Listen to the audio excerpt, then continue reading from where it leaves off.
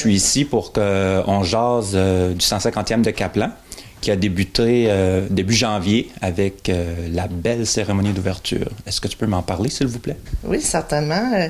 On avait décidé à Kaplan de faire le 150e sur toute l'année. Donc, le 12 janvier, on a fait...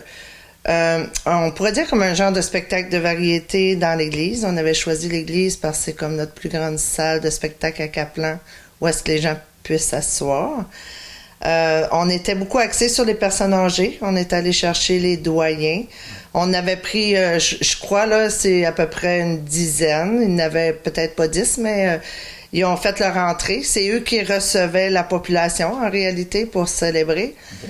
Okay. La cérémonie, c'était des artistes de Kaplan. Il y avait la chorale de Benoît Arsenault. Il y avait une petite chorale du primaire avec Francis Plourde. Après ça, il y avait M. il y avait Steve Ouellet, il y avait la troupe à nous. On a fait comme un genre de spectacle de variété. Les violons aussi étaient présents. L'école des Mérillons, parce qu'ils sont à Kaplan. Fait que c'est ça, c'était la cérémonie d'ouverture. Ça s'est fait en grand. Les gens étaient assez impressionnés parce qu'il y avait de la décoration, de l'éclairage. Fait que c'était un bon départ. Ça, l'église était remplie à craquer. Ouais. Les gens ont vraiment répondu à l'appel? Oui, c'était plein en haut, en bas. Je dirais qu'il y avait au moins... il y avait près de 500 personnes, certainement, là. Pour le mois de janvier, là, on était assez... on était contents.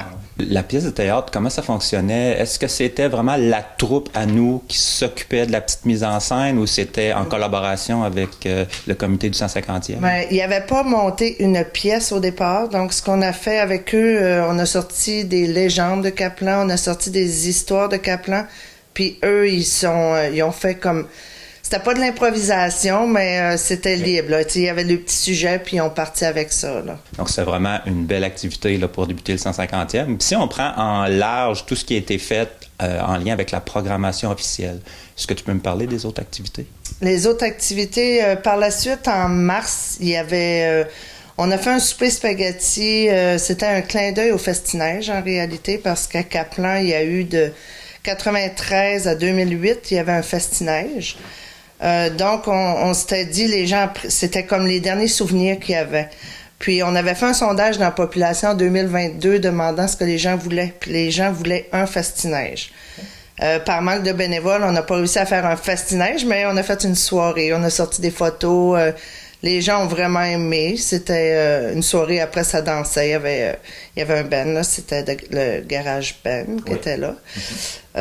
Donc, c'était vraiment juste comme un clin d'œil. On a sorti la tête du bonhomme carnaval qui était... On avait un carnaval des années 60. On a ressorti la tête. C'était la décoration là, qui faisait un petit clin d'œil, si on veut. Suite à cette soirée-là, on a eu, après c'est allé pour vraiment le 150e, c'était le festival. Le festival? Oui, on a eu le festival cet été qui était dans la deuxième semaine de la construction, du 20 au 27 juillet. C'était un gros festival. Il y a eu beaucoup d'activités. Beaucoup d'organismes ont participé au festival comme... fait qu'on avait eu une messe, on a eu un brunch, on a eu des 5 à 7 qu'on appelait l'heure Jean Kaplan. Fait que les 5 à 7, c'était juste des artistes locaux. On a fait un bingo parce qu'il y a eu 40 ans de bingo à Kaplan. On a fait une soirée impro. Après ça, la fin de semaine, il y avait le Capli Show le vendredi soir. Ça, c'était Marie-Lou Brière-Berthelot qui a monté un spectacle d'artistes de Kaplan encore. À Kaplan, ça regorge beaucoup d'artistes là, qu'on a vus. Après, il y avait Qui m'a recru. Le samedi, on a eu Amlou qui a fait la première de P.A. Méthode et les Pop Rock. Ça, c'était comme les gros spectacles du soir. Exactement. Après, c'était les bottes. Là, c'était la soirée. Dans la journée, il y avait des jeux. La soirée, il y avait plein de voitures partout, stationnées sur le bord du chemin. Exactement. Mais on avait une navette. On a instauré une navette toute la semaine. Là. Ça a commencé le dimanche. À chaque fois qu'il y avait des activités à la plage, il y avait une navette qui partait de l'église puis qui amenait les gens parce que c'était un peu notre problème à Kaplan, c'est le stationnement à la plage. Ouais. En plus des activités qui sont proposées dans la programmation officielle, il y a beaucoup d'événements aussi, d'autres activités qui se sont faites en lien avec d'autres organismes de Kaplan. Exemple, l'OTJ. Donc, est-ce que tu peux m'en parler un peu de ces activités-là? Oui, on a eu beaucoup d'activités par les organismes, là. Ça avait commencé, au début, c'était la Journée de la Terre qui a été organisée à Kaplan cette année à cause de notre 150e. Les 50 ans et plus, eux, ils ont fait un tournoi de cartes dans la salle multi.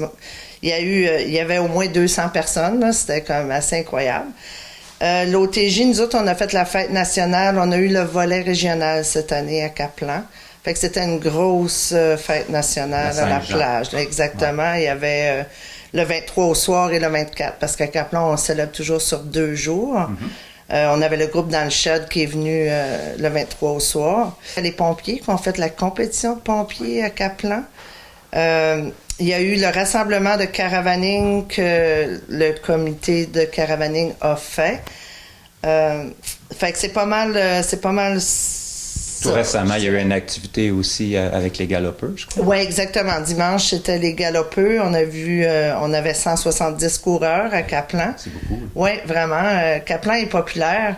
Puis là, ben, c'est pas fini, ça achève, mais il reste encore quelques activités cet automne et cet hiver aussi. Exactement. Le 30 novembre, il va y avoir un défilé du Père Noël parce qu'à chaque année, le Père Noël vient à la salle multi donner des cadeaux aux enfants. Cette année, le Père Noël va se promener avec un char allégorique et on fait une parade puis on demande aux organismes d'embarquer.